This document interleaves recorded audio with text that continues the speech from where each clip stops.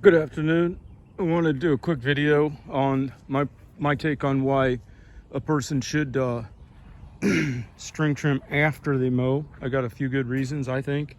It's the way I've been doing it for a long time.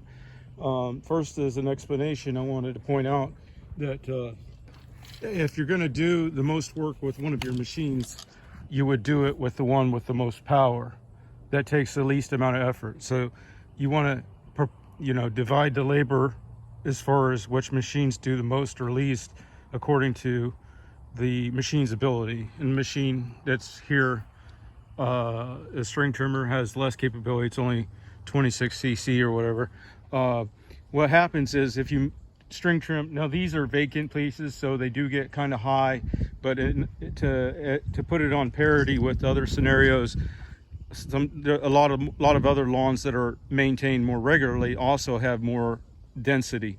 So either way, if you're string trimming first, what happens is the backside of your string is conflicting with the tall grass that's on the side closest where my foot is, okay?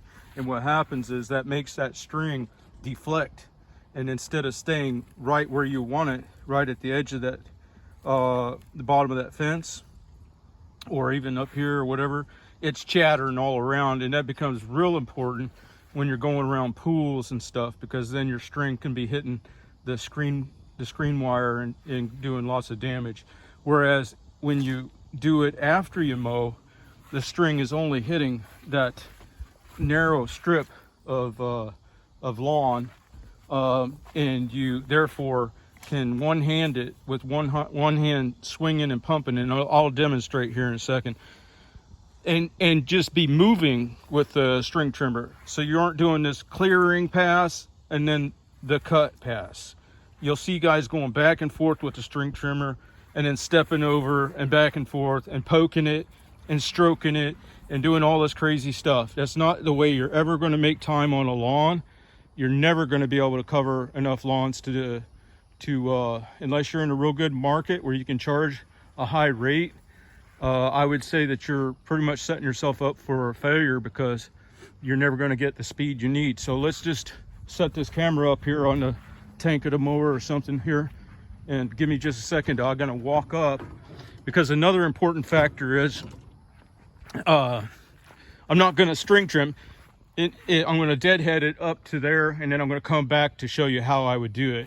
And normally I would pick a route that always takes me around the house counterclockwise, so that my workpiece is on my left.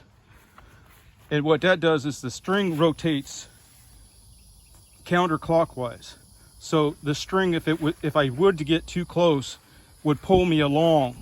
It wouldn't suck me in. If you're going this way on chain link and your string is swinging this way, and you get a little too close, when that string gets too close and wraps around the wire, it'll pull it right in. And because of your body position, you don't have very much leverage. By the biomechanics of it, you don't have much leverage to pull it away. Whereas if your workpiece is on your left and your equipment is going across the front of your body, even with one hand, it's easy to throw a hip into it and get it out away from that. If there's something you see suddenly, like a thermostat wire or that air conditioning, or if it starts to suck in, but it won't suck in, it'll draw forward. So let me just throw this out, put this down, and I'll deadhead it up there. It's really hard to show it is hard to show the efficiency of the things I do on camera, because by putting it on camera, it's automatically not efficient, because then I'm doing stuff like walking up there, which normally I would never walk very far without have a route that's the most efficient, with little tricks like proximity bump outs. So like if I'm doing a line, if I'm never going to be closer to that, then I would bump out and do that, as I would stop my line and do the proximity bump. And there's just little tricks you learn over the years that you can put names on it wherever you want. There's no official naming, but whatever makes it right in your head. All right, let me throw this down and try to catch what I'm doing here.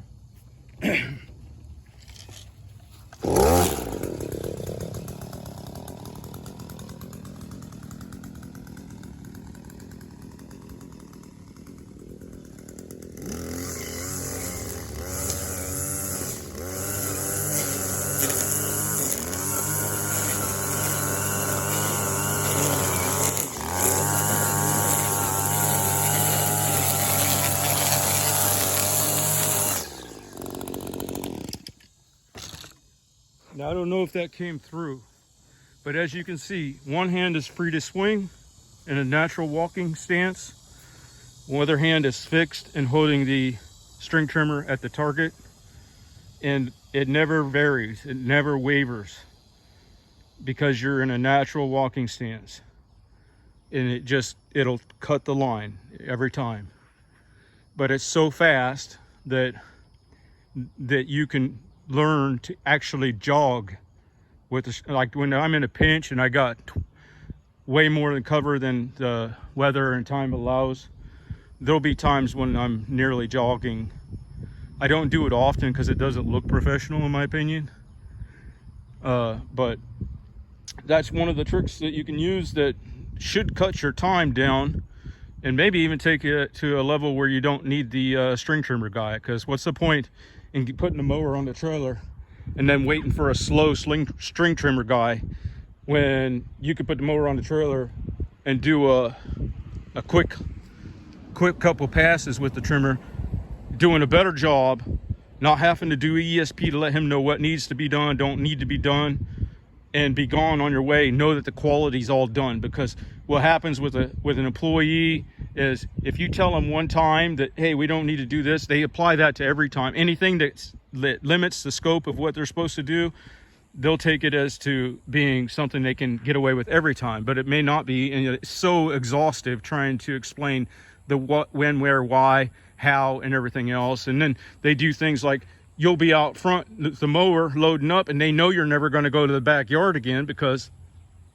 you know, you're not supposed to. You know, you're supposed to be grabbing the blower to blow off, and there's nothing back there to blow off. So they'll skip half the damn weed eating back there behind the house. No, and you won't know it. You'll get a call and blah, blah, blah. Or because you got an employee, you have to leave the truck unlocked for them to access materials or whatever. And you would think that they would, in their consciousness, when I'm in the backyards, they would stay in the front, and then vice versa. But no, they don't. They follow, you know what I'm saying? They follow, they try to stay behind you where they can skip a bunch of stuff and not get caught. And they never parse it out where the truck is in view all the time. And because of them, it may have to be unlocked unless you got something else ironed out. But in my experience, most of the time when I had somebody with me, they would have some little rinky-dink thing where you know, and a lot of times they didn't really need to be into the truck. That's where they had their stash, so they go and get a quick high when I wasn't looking. You know, just open the door and kind of bend down and be on the other side of the truck, you know, lighten it up or whatever. And they don't care that because of that desire to be deceivious, that your stuff is unsecured half the time. So if you can get these little tricks down where the cleanup with the weed eater only takes a minute after the mower stops, how is that any different from when the mower stops and you got to wait 10 minutes for the string trimmer guy because he's going to getting high in the middle of the lawn while you're in the back, and then he's over here slow boating it and skipping half the stuff wherever he thinks you won't be back around to look. You know, it's your decision. I can do it way faster with one person than I can with two, maybe even three. All right, you have a good day.